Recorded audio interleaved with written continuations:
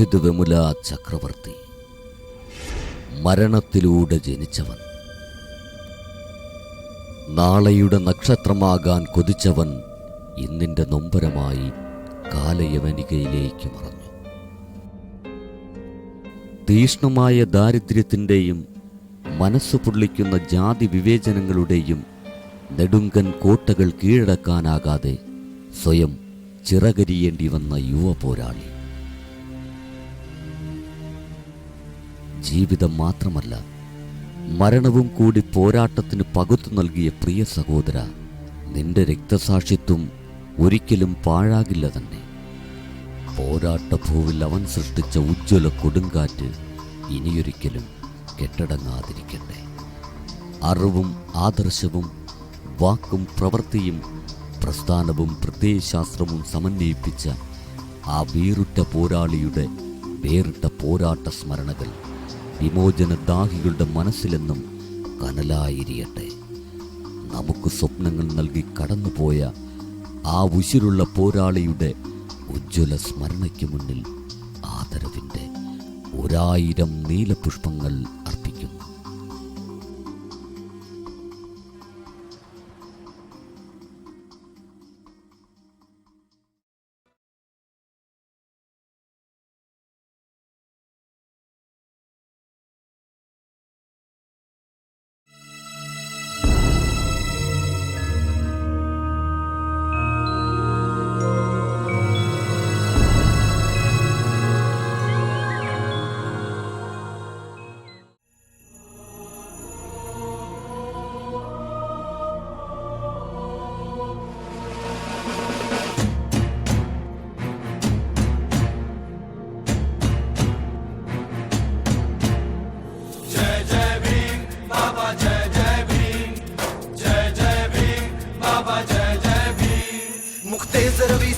जेरे की वाणी सिंह सी लागे रे, जय जय भीम बाबा जय जय भीम।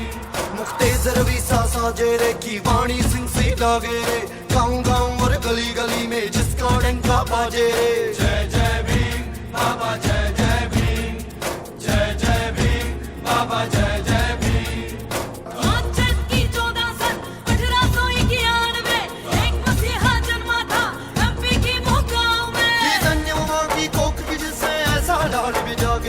जाति पात की जड़ को जिसने रखड़ा ना हिला के, तुझसा पिता हो जिस वाले को होना कभी यतीम।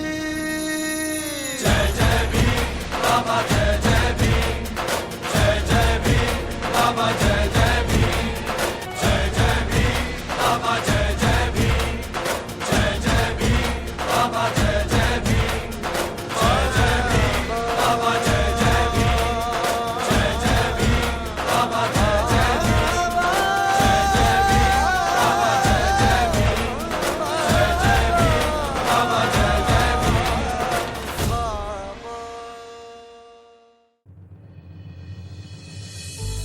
വിശ്വരത്നം പരംപൂജ്യ ഡോക്ടർ ഭീംറാവു അംബേദ്കർ. അതൊരു കൊടുങ്കാറ്റായി. ആ കൊടുങ്കാറ്റിൽ ബ്രാഹ്മണിസം കടപുഴകി വീണു. ജാതി വിവേചനങ്ങളുടെ നെടുങ്കൻ കോട്ടകൾ തകർക്കപ്പെട്ടു. ബ്രാഹ്മണ്യസത്തിനു മേലെ ഹ്യൂമനിസം വിജയ പതാക നാട്ടി. സ്വാതന്ത്ര്യം, സമത്വം, സാഹോദര്യം, സാമൂഹിക നീതി തുടങ്ങിയ ശ്രേഷ്ഠ മൂല്യസങ്കല്പത്തിലൂന്നിയ ഭരണഘടന അംഗീകരിക്കപ്പെട്ടു. ജനാധിപത്യ ഭാരതം നിലവിൽ വന്നു. എങ്ങും വിമോചനത്തിന്റെ കാഹളം മുഴങ്ങി. പ്രത്യാശയുടെ, പ്രതീക്ഷയുടെ പുതിയ ചക്രവാളം രൂപപ്പെട്ടു. ഭാരതശില്പി ചരിത്രത്തിലേക്ക് നടന്നുകയറി. ചരിത്രത്തിന്റെ ചാരം മൂടിയ വഴികളിൽ തെളിഞ്ഞു കാണാം മനുഷ്യാവകാശങ്ങൾ തേടിയുള്ള ജാതിവിരുദ്ധ പോരാട്ടങ്ങളുടെ നിണമണിഞ്ഞ പാടുകൾ. ജാതി എന്ന പിഴുപ്പും പേറി രാജ്യം പിന്നിട്ടത് 3500-ലേറെ വർഷങ്ങൾ. ജാതിയുടെ പേരിൽ ഈ ഡിജിറ്റൽ യുഗത്തിലും ലോകത്തിന് മുന്നിൽ നാം ഇന്നും നാണം കെട്ട് തലകുമ്പിട്ട് നിൽക്കുന്നു. പൗരന്മാരെ ശ്രേണീകൃത അസമത്വത്തിൽ തരംതിരിച്ച് സാമൂഹിക പദവി നിശ്ചയിക്കുന്ന ലോകത്തിലെ ഒരേയൊരു രാജ്യം ഭാരതമാണ്. ചാതുർവർണ്ണ്യം മയാ സൃഷ്ടം എന്ന ഭഗവത്ഗീത വാക്യം ജാതി വ്യവസ്ഥയ്ക്ക് ശക്തമായ ദൈവിക പരിവേഷം നൽകി. ബ്രഹ്മാവിന്റെ മുഖത്തു നിന്നും ബ്രാഹ്മണനും, കൈകളിൽ നിന്നും ക്ഷത്രിയനും, തുടയിൽ നിന്നും വൈശ്യനും, കാൽപാദങ്ങളിൽ നിന്നും ശൂദ്രനും ഉത്ഭവിച്ചു എന്ന വേദവാക്യം ഹൈന്ദവ ലോകം ഇന്നും ജാതി വ്യവസ്ഥയ്ക്ക് ന്യായീകരണമായി പാരായണം ചെയ്തു വരുന്നു.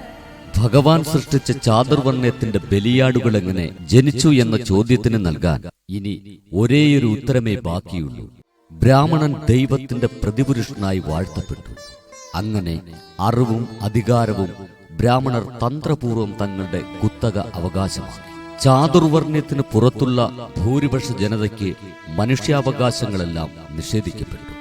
അക്ഷരവും അറിവും മാത്രമല്ല, വഴി നടക്കാനും തുണിയുടുക്കാനും ആരാധനാലയങ്ങളിൽ പ്രവേശിക്കാനുമുള്ള അവകാശങ്ങളും തടയപ്പെട്ടു.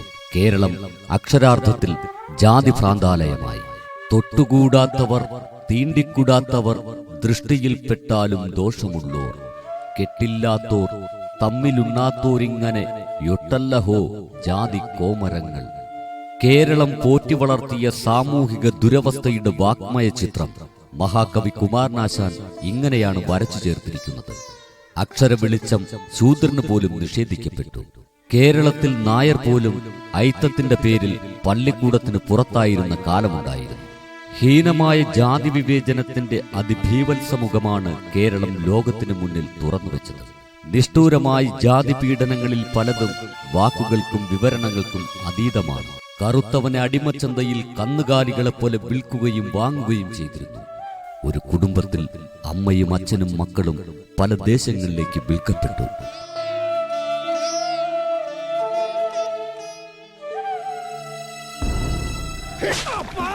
വയലേലകളിൽ പോത്തുകൾക്കൊപ്പം കറുത്തവനെ വെച്ചുകെട്ടി നിലമുഴുതിരുന്നു.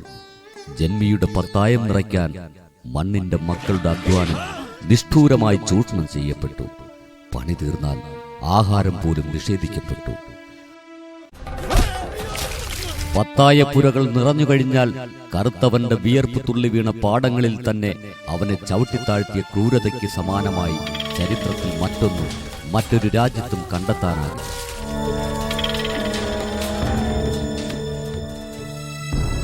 ചെറിയ തെറ്റുകൾക്ക് പോലും കഠിനവും ക്രൂരവുമായ ശിക്ഷാവിധികളാണ് ഐത്തജാതിക്കാർ ഏറ്റുവാങ്ങിയത്. കൈ, ചെവി, മൂക്ക് ഇവ ഛേദിക്കുക, ആനയെക്കൊണ്ട് ചവിട്ടിക്കൊല്ലുക, ചാട്ടവാറുകൊണ്ട് അടിച്ചു പൊട്ടിച്ച് മുറിവിൽ മുളക് പുരട്ടുക എന്നിങ്ങനെ ലോകത്ത് കേട്ടുകേൾവിയില്ലാത്ത നിഷ്ഠൂര ശിക്ഷാവിധികൾ ഏറ്റുവാങ്ങാൻ വിധിക്കപ്പെട്ട ജനത. ചിത്രവധമെന്ന പേരിൽ വധശിക്ഷയും വ്യാപകമായി നടപ്പിലാക്കപ്പെട്ടിരുന്നു. ഗുദത്തിൽ ഇരുമ്പ് തണ്ടടിച്ചു കയറ്റി മരത്തിൽ കെട്ടിവെച്ച് ഇഞ്ചിഞ്ചായി കൊല്ലുന്ന ഏറെ പ്രാകൃതവും അതിവിചിത്രവുമായ ശിക്ഷാവിധിയായിരുന്നു ചിത്രവധം. കടുത്ത നികുതിഭാരം കറുത്തവരുടെ മേൽ അടിച്ചേൽപ്പിക്കപ്പെട്ടു. മുലയുടെ വലുപ്പമനുസരിച്ച് മുലക്കരം പിരിക്കാൻ വീടുകൾ കയറിയിറങ്ങിയ ഉദ്യോഗസ്ഥരെ പൊറുപ്പിച്ച നാടാണ് കേരളം. മുലക്കരത്തിൽ നിന്നും മോചിതയാകാൻ ചേർത്തലയിൽ ഒരു ഈഴവ സ്ത്രീ സ്വന്തം മുലകൾ തന്നെ അറുത്തുകൊടുത്തതായി ചരിത്രം രേഖപ്പെടുത്തുന്നു.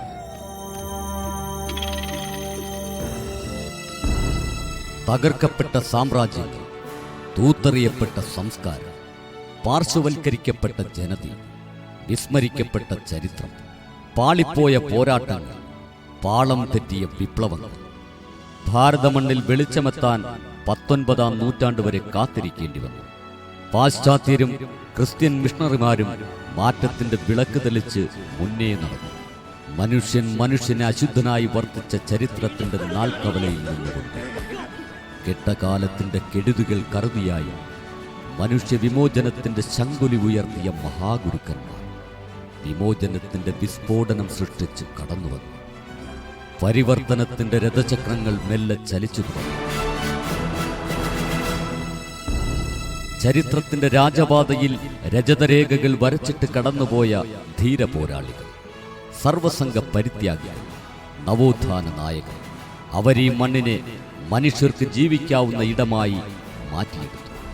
ജ്യോതിബാ ഫുലെ, ഛത്രപതി സാഹുജി മഹാരാജ്, വിശ്വരത്നം ഡോക്ടർ ഭീംറാവു അംബേദ്കർ, തന്തൈ പെരിയോർ, ശ്രീനാരായണ ഗുരുദേവൻ, മഹാത്മാ അയ്യൻ കാളി, അയ്യ വൈകുണ്ഠ സ്വാമികൾ, പൊയ്കയിൽ അപ്പച്ചൻ, പാമ്പാടി ജോൺ ജോസഫ്, പണ്ഡിറ്റ് കറുപ്പൻ, ബിർസ മുണ്ട, സഹോദരൻ അയ്യപ്പൻ, മാങ്കുറാം, മഹാകവി കുമാരനാശാൻ, വക്കം മൗലവി, അങ്ങനെ 150-ലേറെ മഹാഗുരുക്കന്മാർ.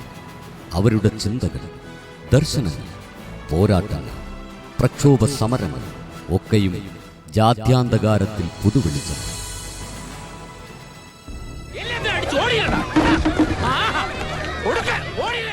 വിദ്യാനിഷേധത്തിന് പിന്നിൽ വ്യക്തമായ ലക്ഷ്യമുണ്ടെന്ന് ആദ്യം തിരിച്ചറിഞ്ഞത് ഇന്ത്യൻ സാമൂഹിക വിപ്ലവത്തിന്റെ പിതാവായ ജ്യോതിബ ഫുലെയായിരുന്നു. അറിവിന്റെ ആദ്യാക്ഷരം ഈ നാടിന്റെ നേരവകാശികളിലെത്തിക്കാൻ ആ ധീര പോരാളിക്ക് വലിയ ത്യാഗം ചെയ്യേണ്ടി വന്നു. 1848-ൽ അയിത്ത ജാതി വിഭാഗങ്ങൾക്കായി രാജ്യത്തെ ആദ്യ സ്കൂളിന് ഫുലെ തുടക്കമിട്ടു. തുടർന്ന് സ്ത്രീകൾക്കായും വിദ്യാലയങ്ങൾ ആരംഭിക്കപ്പെട്ടതോടെ മാറ്റത്തിന്റെ ഉജ്ജ്വല കൊടുങ്കാറ്റിന് തുടക്കമായി. വിമോചനത്തിലേക്കുള്ള വെളിച്ചമായി നവോത്ഥാന നായകരൊക്കെയും ഉയർത്തിപ്പിടിച്ചത് അക്ഷരവും അറിവുമായിരുന്നു. അറിവ് സിംഹത്തിന്റെ മുലപ്പാലാണെന്നും അത് കുടിച്ചവർക്ക് ഗർജിക്കാതിരിക്കാനാകില്ലെന്നും അടിമയ്ക്ക് താൻ അടിമയാണെന്ന് അറിവുണ്ടാകാനും അവൻ ഉണർന്നെണീറ്റ് ഉശിരോടെ പോരാടാനും അക്ഷര വെളിച്ചം അനിവാര്യമെന്ന ഉദ്ബോധനം ബോധിസത്വ ഭാരതരത്നം ബാബാ സാഹേബ് ഡോക്ടർ BR അംബേദ്കറുടേതായിരുന്നു. നിങ്ങളുടെ പൂമാലകളും പൂച്ചെണ്ടുകളും എനിക്ക് വേണ്ട. എനിക്ക് വേണ്ടത് സ്വയം വിമോചിതരാകാനുള്ള നിങ്ങളുടെ ആഗ്രഹം മാത്രമാണെന്ന് വേദനയോടെ പറഞ്ഞ ബാബാ സാഹേബ്. വോട്ടവകാശം, സംവരണം, ഭരണഘടനാ പരിരക്ഷകൾ എന്നീ ആർജിത അവകാശങ്ങളിലൂടെ വിമോചനത്തിലേക്കുള്ള സർവ്വ വഴികളും തുറന്നിട്ടാണ് ഭാരതശില്പി പരംപൂജ്യ ബാബാ സാഹേബ് നമ്മോട് വിട പറഞ്ഞത്.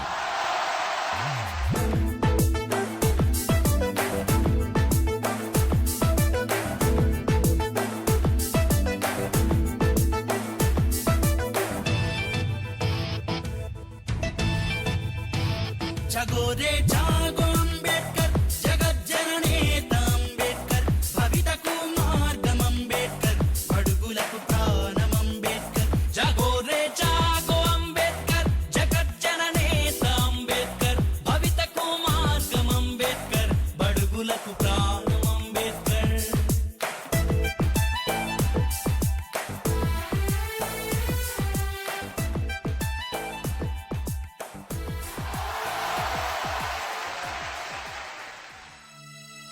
കേരളത്തിൽ അധസ്ഥിത വിഭാഗങ്ങൾക്കിടയിൽ അക്ഷര വെളിച്ചമെത്തിയിട്ട് 1 നൂറ്റാണ്ട് പിന്നിട്ടതേയുള്ളൂ.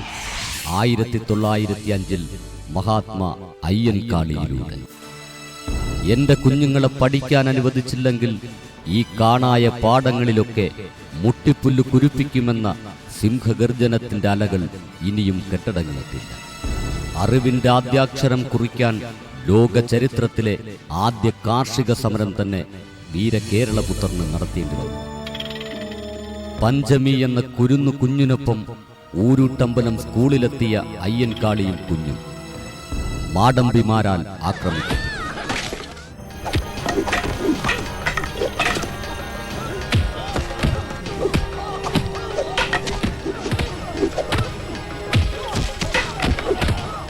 അന്ന് സ്കൂൾ പോലും തീയിട്ട് നശിപ്പിച്ചവരുടെ പിന്മുറക്കാരുടെ വംശം ഇനിയും അറ്റുപോയിട്ടില്ല എന്ന്